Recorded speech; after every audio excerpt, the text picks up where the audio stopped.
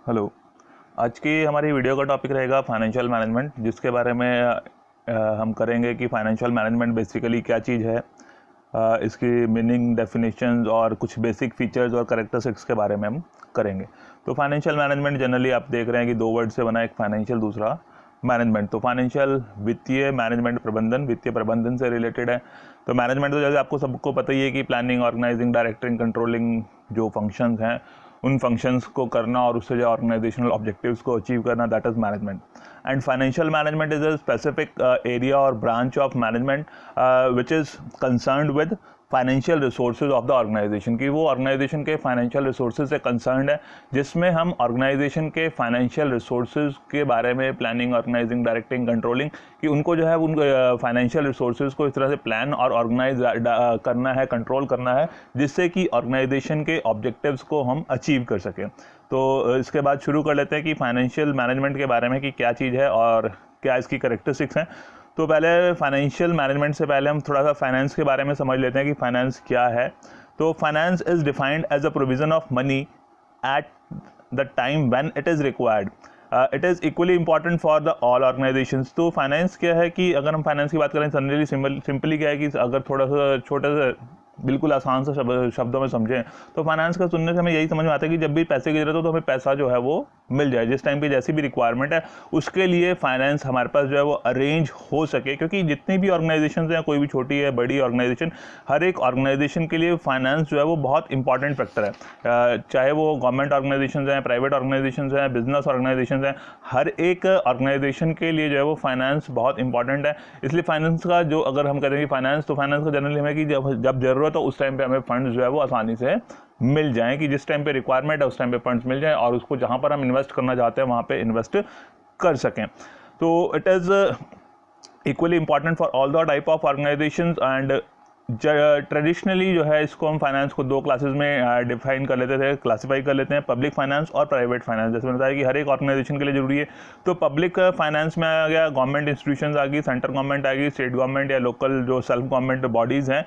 उनके बारे में जो है यहाँ पर आता है कि जो गवर्नमेंट्स की बॉडीज़ हैं उनको जो है वो फाइनेंस कहाँ से रेज करना है, कहाँ से उनकी रिसीट्स होंगी, और उन जो फंड्स को उन्होंने रिसीव किया उसकी डिसबर्समेंट जो है वो वेरियस फील्ड्स में किस किस तरह से जो है वो गवर्नमेंट ने करनी है, सेंट्रल लेवल पे, स्टेट लेवल पे, या लोकल बॉडीज़ जो हैं या फिर कुछ गवर्नमेंट ऑर्गेनाइजेशंस हैं, गवर्नमेंट इंस्टीट्यूशंस हैं, वो किस तरह से फाइनेंस अरेंज करेंगे और कैसे जो है उसकी जो है वो फाइनली डिसबर्समेंट की जाएगी, उन फंड्स को कैसे यूटिलाइज किया जाएगा। तो वो पब्लिक फाइनेंस हो गया कि गवर्नमेंट ऑर्गेनाइजेशंस के बारे में अगर हम बात कर रहे हैं। और प्राइवेट फाइनेंस के बारे में अगर बात करें तो उसमें पर्सनल फाइनेंस आ गया, बिजनेस फाइनेंस आ गया, नॉन प्रॉफिट ऑर्गेनाइजेशंस का फाइनेंस आ गया, finance of non profit organisation. तो पर्सनल फाइनेंस की एज एन इंडिविजुअल की अपने जो है वो फाइनेंसेस को मैनेज करना, कि हमारी डेली रिक्वायरमेंट्स क्या हैं, शॉर्ट टर्म प्लान्स क्या हैं, फ्यूचर प्लान्स क्या हैं, उन फ्यूचर प्लान्स के लिए या शॉर्ट टर्म रिक्वायरमेंट्स के लिए या डे टू डे रिक्वायरमेंट्स के लिए जो है वो एक इंडिविजुअल कैसे वो फंड्स कलेक्ट करेगा, कैसे वो फंड्स उसके पास आएंगे, उन फंड्स की प्रॉपर यूटिलाइजेशन कैसे करनी है ताकि इन फ्यूचर उसके जो भी ऑब्जेक्टिव्स हैं, टारगेट्स हैं, वो पर्सनली जो है वो पूरे हो सकें। बिजनेस ऑर्गेनाइजेशंस जिसके बारे में हम यहाँ पर फाइनेंशियल मैनेजमेंट में मेनली डिस्कस करने वाले हैं, दैट इज बिजनेस फाइनेंस, की बिजनेस ऑर्गेनाइजेशन के पॉइंट ऑफ व्यू से फाइनेंस। तो उसमें क्या है कि बिजनेस ऑर्गेनाइजेशन के पॉइंट ऑफ व्यू से फाइनेंस में क्या है कि उसमें फाइनेंस को रेज भी करना है, कि डिफरेंट सोर्सेज देखना है कि कहाँ कहाँ से फंड्स रेज हो सकते हैं, उसके लिए फिर प्रॉफिटेबल जो है वो इन्वेस्टमेंट प्रपोजल्स आइडेंटिफाई करना, फिर देखना कि कौन से इन्वेस्टमेंट प्रपोजल्स ऑर्गेनाइजेशन के ऑब्जेक्टिव्स को सूट कर सकते हैं और जो कॉस्ट उन फंड्स को रेज करने की आई है उसको जो है वो फुलफिल कर सकते हैं, उससे ज़्यादा प्रॉफिट हमें दे सकते हैं। तो उससे जो है इसका बिजनेस फाइनेंस का कंसर्न रहता है। नॉन प्रॉफिट ऑर्गेनाइजेशंस जिनका मेन मोटिव जो है वो बेशक प्रॉफिट कमाना नहीं है, बट फिर भी हर एक ऑर्गेनाइजेशन के लिए, चाहे वो चैरिटेबल है, रिलीजियस है, एजुकेशनल, सोशल, किसी भी तरह की ऑर्गेनाइजेशन है, हर एक ऑर्गेनाइजेशन के लिए जो है वो फाइनेंस जो है वो इक्वली इंपॉर्टेंट है। क्योंकि जितनी भी एक्टिविटीज़ हैं, चाहे वो अपने उस एक्टिविटी से आपका मोटिव प्रॉफिट अर्न करना है या नहीं है, बट फिर भी जो है वो हर एक ऑर्गेनाइजेशन के लिए जो है फाइनेंस जो है वो बहुत इंपॉर्टेंट फैक्टर है। तो इसलिए जो है वो फाइनेंस को हम जनरली कहते हैं कि it is a provision for making money when it is required, कि जब जरूरत है तो उस टाइम पे फाइनेंस को मिलना, दैट इज फाइनेंस। तो उसमें उसकी रिक्वायरमेंट भी आ गई और उसके लिए जो है वो सोर्सेज को भी आइडेंटिफाई करना आ गया, कहाँ पे इन्वेस्ट करनी है। तो इसी एक ही लाइन में जो है वो सब चीज़ें जो है वो इंक्लूड हो जाती हैं। तो इसको हमने दो पार्ट्स में क्लासीफाई कर दिया, public finance and private finance. और प्राइवेट फाइनेंस में बेसिकली जो हम फाइनेंशियल मैनेजमेंट में जो कवर करेंगे, दैट इज बिजनेस फाइनेंस की, एक बिजनेस ऑर्गेनाइजेशन के लिए जो है वो फाइनेंस की क्या रिक्वायरमेंट है। तो आपको पता ही है कि बिजनेस एक इकोनॉमिक एक्टिविटी है जिसमें production and distribution of goods and services with an objective to earn profit, कि उसमें जो है वो बिजनेस में क्या है कि जो भी production and distribution of goods and services किया था ताकि जो है वो ऑर्गेनाइजेशन जो है ज़्यादा प्रॉफिट अर्न कर सके। और फाइनेंस से रिलेटेड यहाँ पर क्या आता है कि फाइनेंशियल एक्टिविटीज़ जिससे जो है वो बिजनेस को चलाने के लिए वो फाइनेंस रेज करना है, उसके लिए फंड्स प्रोवाइड करना और उन फंड्स को प्रॉपरली यूटिलाइज करने के बारे में जो है वो बिजनेस फाइनेंस जो है वो कंसर्न है। ये बिजनेस फाइनेंस सोल प्रोप्राइटरी के लिए भी हो सकते हैं, कंपनी फॉर्म ऑफ ऑर्गेनाइजेशन के लिए भी बात कर सकते हैं, हम पार्टनरशिप फॉर्म के लिए भी बात कर सकते हैं कि हर एक बिजनेस ऑर्गेनाइजेशन की जो है वो अपनी अपनी रिक्वायरमेंट्स हैं। सोल प्रोप्राइटरीज की अलग हैं, पार्टनरशिप की अलग हैं, कंपनी फॉर्म ऑफ ऑर्गेनाइजेशन की जो है वो अलग तरह की जो है वो रिक्वायरमेंट रहती है, अलग तरीके से मैनेज किया जाता है। क्योंकि अगर हम करें कि सोल प्रोप्राइटर की बात करें, एकल व्यापारी की बात करें, तो उसके पास जो है वो रिसोर्सेज भी लिमिटेड है, उसकी रिक्वायरमेंट भी लिमिटेड है। बट जब बिजनेस का साइज बड़ा हो जाता है तो फिर उसकी रिक्वायरमेंट बढ़ जाती है। फिर पार्टनरशिप फॉर्म के थ्रू कि डिफरेंट ऑनर्स जो है वो उस फंड्स को कलेक्ट करते हैं। और अगर और हमारा बिजनेस का साइज, ऑर्गेनाइजेशन का साइज बढ़ जाता है फिर कंपनी फॉर्म ऑफ ऑर्गेनाइजेशन जिसमें जो हम शेयर्स इशू करते हैं और उसके थ्रू जो है वो फंड्स रेज किए जाते हैं। तो अब बात कर लेते हैं उसकी फाइनेंशियल मैनेजमेंट की। तो in simple words financial management refers to the part of management activity which is concerned with the planning and controlling of firms financial resources. तो जैसा मैंने बताया था स्टार्टिंग में कि फाइनेंशियल मैनेजमेंट का मतलब ये है कि प्लानिंग, ऑर्गेनाइजिंग, डायरेक्टिंग, कंट्रोलिंग की जो भी आपकी एक्टिविटीज़ हैं उनको इस तरह से मैनेज करना, कंट्रोल करना कि जिससे ऑर्गेनाइजेशन के ऑब्जेक्टिव्स अचीव हो सके। तो फाइनेंशियल मैनेजमेंट में जनरली हम कह रहे हैं कि वो एक मैनेजमेंट एक्टिविटी का पार्ट है और जिसमें जो है वो फाइनेंशियल रिसोर्सेज की प्लानिंग एंड कंट्रोलिंग की जाती है। तो प्लानिंग से स्टार्ट होकर कंट्रोलिंग तक जो भी ऑर्गेनाइजिंग, डायरेक्टिंग, कंट्रोलिंग, तो वो सभी एक्टिविटीज उसके अंदर इंक्लूड हो जाती हैं। And it deals with finding out various sources of raising funds for the firm, कि उसके इसमें बेसिकली हम कहते हैं कि जो स्टार्टिंग में ट्रेडिशनली फाइनेंशियल मैनेजमेंट जो कंसर्न हुआ था, शुरू हुआ था, जैसे मैंने अभी पीछे इंट्रोडक्शन में बताया, तो उसमें कहा कि फाइनेंस को अरेंज करना है, कि जब भी जरूरत है उस टाइम पे फाइनेंस अरेंज करना। तो जो ट्रेडिशनली स्टार्टिंग में क्या था कि it is finding out the various sources for raising funds for the firm, की फर्म के लिए जहाँ से भी फंड्स रेज कर सकते हैं, जिन सोर्सेज से फंड्स रेज किए जा सकते हैं, उन सोर्सेज को आइडेंटिफाई करना, फाइंड आउट करना कि कहाँ से हमें फंड्स मिल सकते हैं। The resources must be suitable and economical for the needs of the business. पर ये जब सोर्सेज की हम बात कर रहे हैं तो हमें उन सोर्सेज के ऊपर ध्यान देखना है कि वो सोर्सेज जो है वो ऑर्गेनाइजेशन के लिए सूटेबल भी होने चाहिए, कि उसमें कोई रिस्ट्रिक्शन ना हो, किसी तरह की लीगल रिस्ट्रिक्शंस ना हो, ऑनर्स की रिस्ट्रिक्शंस ना हो, डेटर्स की,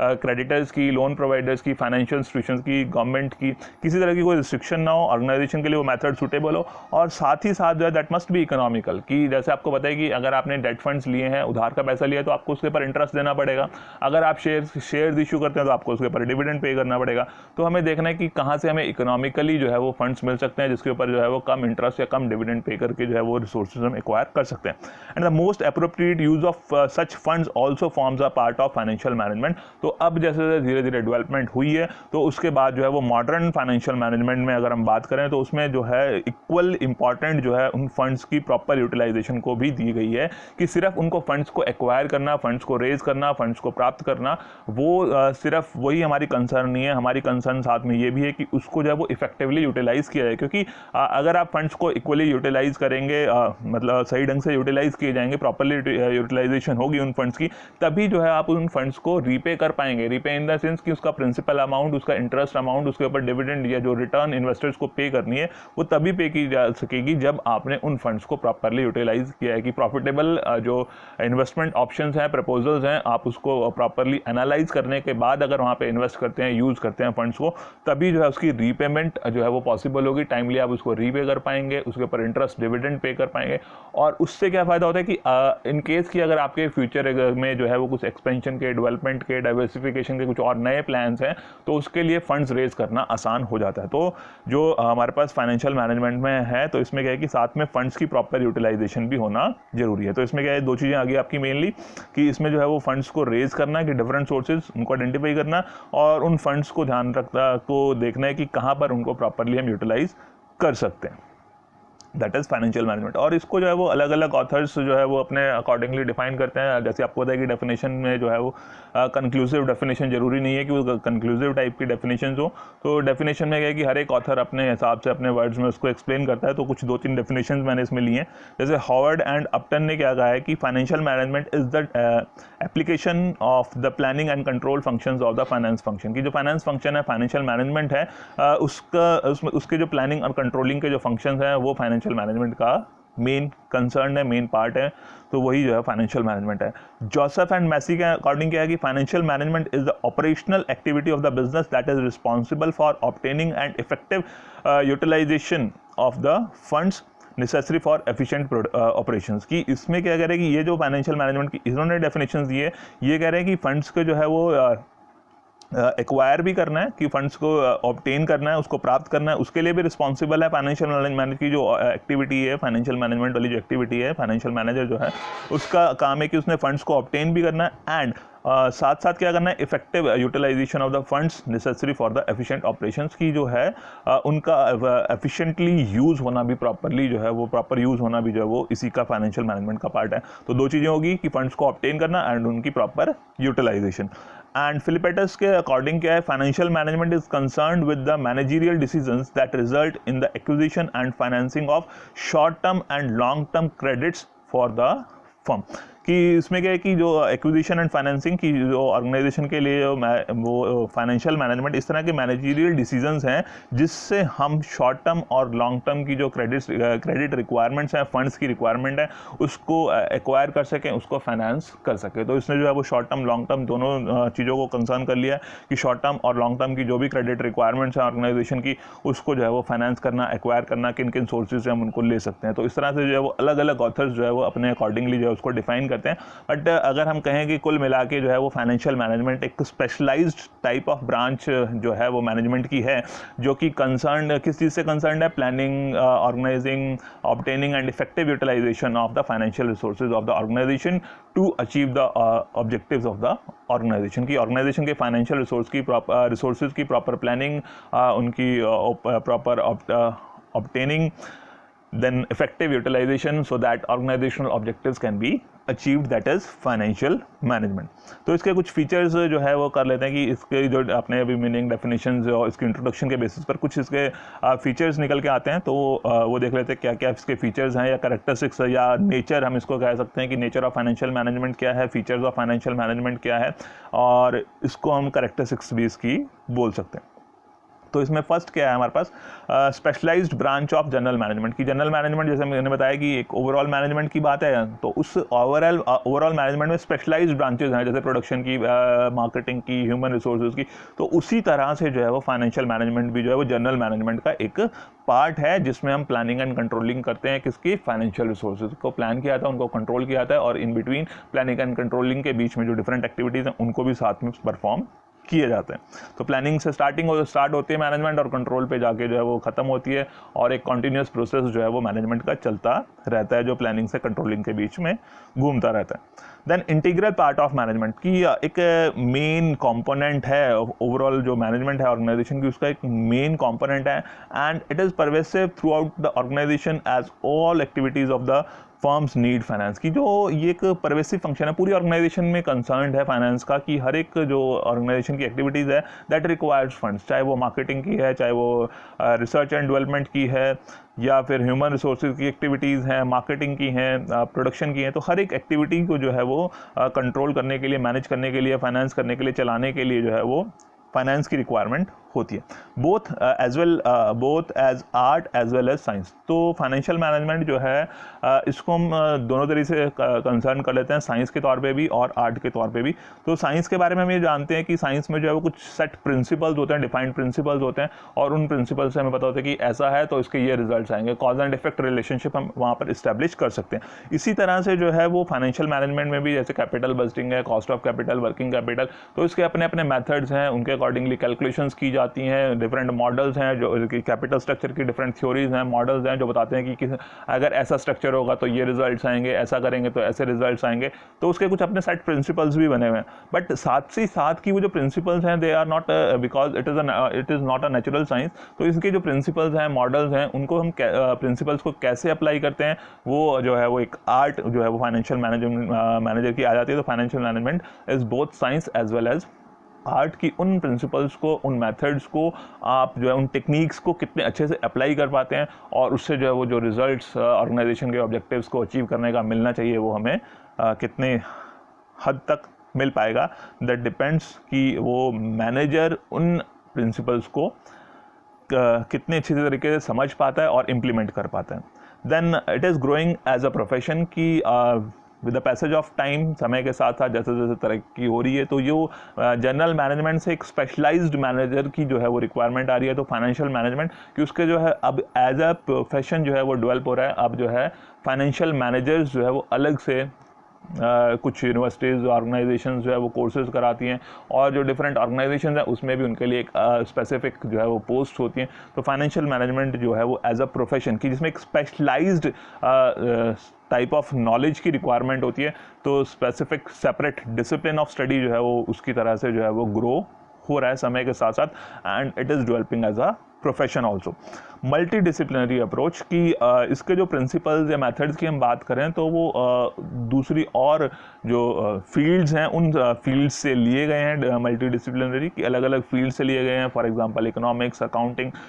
तो उन सब से मिला जुला के जो है ये फाइनेंशियल मैनेजमेंट का फील्ड जो है वो एक स्पेशलाइज्ड फील्ड बनाया गया है। Attainment of common objective of the firm कि इसका फाइनेंशियल मैनेजमेंट का बेसिक ऑब्जेक्टिव यही है कि ऑर्गेनाइजेशन के ऑब्जेक्टिव्स को अचीव किया जाए, ऑर्गेनाइजेशंस के प्रॉफिट्स को मैक्सिमाइज़ किया जाए, जो उसके स्टेक होल्डर्स हैं, शेयर होल्डर्स हैं, उनकी वेल्थ को जो है वो मैक्सिमाइज़ किया जाए। तो इसका कॉमन जो मेन ऑब्जेक्टिव है कि जो हर एक ऑर्गेनाइजेशन का, बिजनेस ऑर्गेनाइजेशन की हम जैसे बात कर रहे हैं कि मैंने कहा था कि फाइनेंशियल मैनेजमेंट हम यहाँ पे जो पढ़ेंगे तो उसका मेन कंसर्न है बिजनेस फाइनेंस है। तो और हर एक बिजनेस ऑर्गेनाइजेशन का मेन मोटिव, मेन ऑब्जेक्टिव क्या रहता है कि टू मैक्सिमाइज देयर प्रॉफिट्स। तो यहाँ पर भी क्या है कि फाइनेंशियल मैनेजमेंट का जो कंसर्न है कि ऑर्गेनाइजेशन के ऑब्जेक्टिव को, जो मेन ऑब्जेक्टिव है उसको हेल्प करना, तो यानी कि प्रॉफिट्स को मैक्सिमाइज करना, और जो डिफरेंट स्टेक होल्डर्स हैं, डिफरेंट इन्वेस्टर्स हैं, शेयर होल्डर्स हैं, सभी की जो वेल्थ है उसको मैक्सिमाइज किया जाए।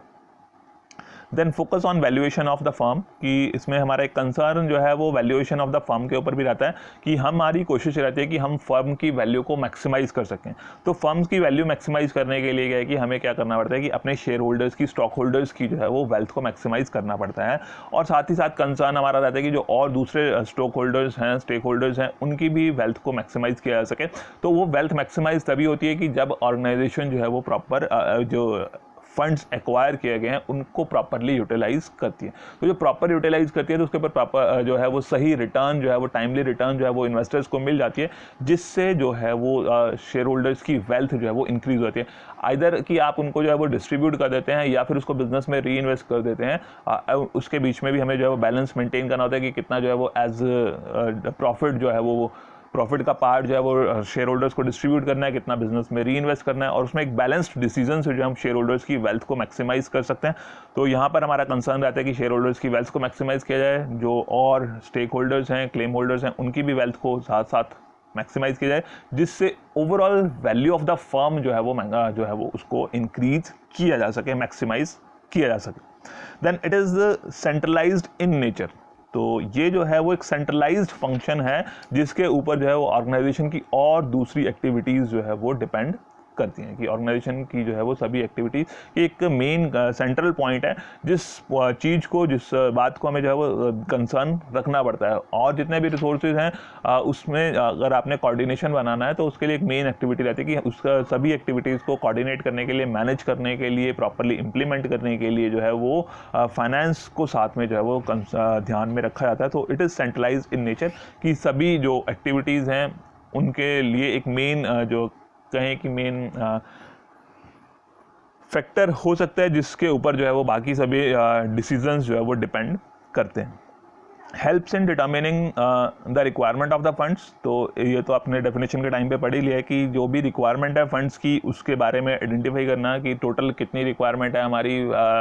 फॉर एग्जांपल कि 5 लाख, 10 लाख, 50 लाख, 1 करोड़, 100 करोड़, 1000 करोड़, कितनी रिक्वायरमेंट है हमारी। तो उस रिक्वायरमेंट को आइडेंटिफाई करना और वो देखना कि जो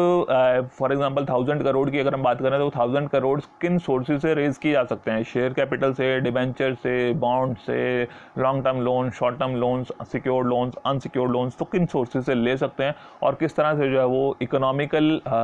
बेसिस पर हमें वो फंड्स मिल सकते हैं। Then it helps in finding suitable investment options, कि इसके जैसे मैंने बताया कि इसके कुछ अपने मेथड्स हैं, टेक्निक्स हैं, जैसे कैपिटल बजटिंग है। तो उसमें जो भी इन्वेस्टमेंट ऑप्शंस हैं उनको हम प्रॉपरली एनालाइज कर सकते हैं और जब हम उनको प्रॉपरली एनालाइज करते हैं तो एक प्रॉफिटेबल जो प्रपोजल है उसको हम चूज़ कर सकते हैं, सेलेक्ट कर सकते हैं, उसमें इन्वेस्टमेंट कर सकते हैं। तो प्रॉपरली एनालाइज किया जाए तो इन्वेस्टमेंट ऑप्शंस के बारे में पहली बात तो उनको ढूंढा जाता है कि कौन कौन से हैं और फिर ऑर्गेनाइजेशन के लिए जो भी सुटेबल हैं जिससे ऑर्गेनाइजेशन के ऑब्जेक्टिव्स को अचीव किया जा सकता है, फंड्स को प्रॉपरली यूटिलाइज किया जा सकता है, उन इन्वेस्टमेंट ऑप्शंस को फाइंड आउट करके एनालाइज करके वहाँ पर इन्वेस्टमेंट की जाती है ताकि ऑर्गेनाइजेशन की जो मनी है वो सेफ सिक्योर रहे और उसमें फ्यूचर में ग्रोथ पॉसिबल हो। तो that was it in this video की यही था आपके इसमें जिसमें मैंने आपको meaning, definitions, basic introduction financial management क्या है और उसकी जो है वो कुछ बेसिक कैरेक्टरिस्टिक्स, फीचर्स या उसको आप नेचर कह सकते हैं, तो उसके बारे में बता दिया। बाकी आगे आने वाली वीडियो में करेंगे। Okay, thank you.